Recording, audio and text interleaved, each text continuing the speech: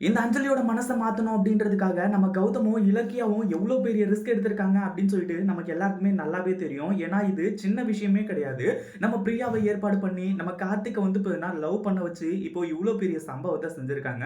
கடைசியில இது எல்லாமே டிராமா அப்படின்னு சொல்லிட்டு வந்து தெரிய வரும்போது, கண்டிப்பா கார்த்திக் ரொம்பவே ஃபீல் பண்ணுவாரு.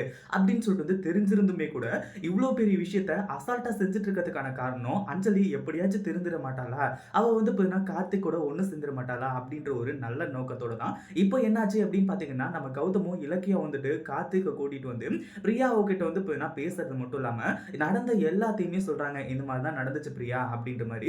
பிரியாவுக்கு எல்லா உண்மையுமே ஏற்கனவே தெரியும். ஆனா கார்த்திக்க பொறுத்தவரையில பிரியாவுக்கு எதுவுமே தெரியாதுன்னு சொல்லிட்டு வந்து நெனச்சுட்டு இருக்காங்க இல்லையா? அதனால தான் வந்து பார்த்தீங்கன்னா, இப்போ அப்படியே மெயின்டெயின் பண்ணி எல்லாத்தையுமே அங்க வந்து டெலிவரி பண்ணிட்டு இருக்காங்க.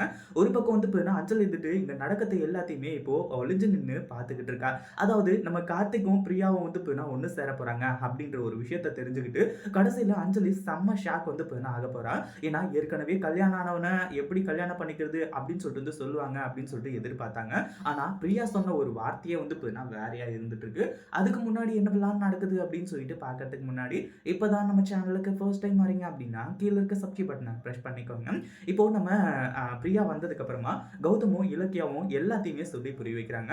கார்த்திக் மேல எந்த ஒரு தப்புமே கிடையாது. அவன் வந்து பார்த்தீங்கன்னா, என் அத்தை பொண்ண வந்து ரொம்பவே லவ் பண்ணி கல்யாணம் பண்ணிட்டு வந்தான். ரொம்ப வந்து பார்த்தீங்கன்னா, அவன் மேல வந்து லவ்வா வச்சிருந்தான். ஆனா, அஞ்சலி இப்படி பண்ணுவான்னு சொல்லிட்டு கார்த்திக் கொஞ்சம் கூட எதிர்பார்க்கவே இல்ல.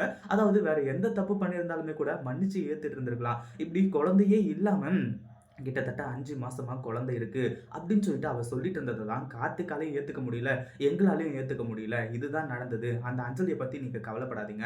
நான் பார்த்துக்கிறேன் அப்படின்ற மாரி வந்து சொல்லி, நம்ம கௌதமும், இலக்கியாவும் இப்போ வந்து செக்யூர் பண்ணி கடைசியில வந்து பார்த்தீங்கன்னா, ஃப்ரீயா இருந்துட்டு என்ன மன்னிச்சிருங்க கார்த்திக். நான் உங்கள தப்பா நெனச்சுட்டேன். அப்படின்ற மாரி சொல்லி இந்த கல்யாணத்துக்கு ஏற்பாடு பண்ண சொல்றாங்க. அஞ்சலிக்கு சரியான ஷாக்கு. இத பத்தி நீங்க என்ன நெனைக்கிறீங்க? அந்த வீடியோ புடிச்சிருந்தா லைக் பண்ணுங்க, ஷேர் பண்ணுங்க. இப்ப தான் நம்ம சேனலுக்கு ஃபர்ஸ்ட் டைம் வரீங்க அப்படின்னா சப்ஸ்கிரைப் பண்ணிக்கோங்க.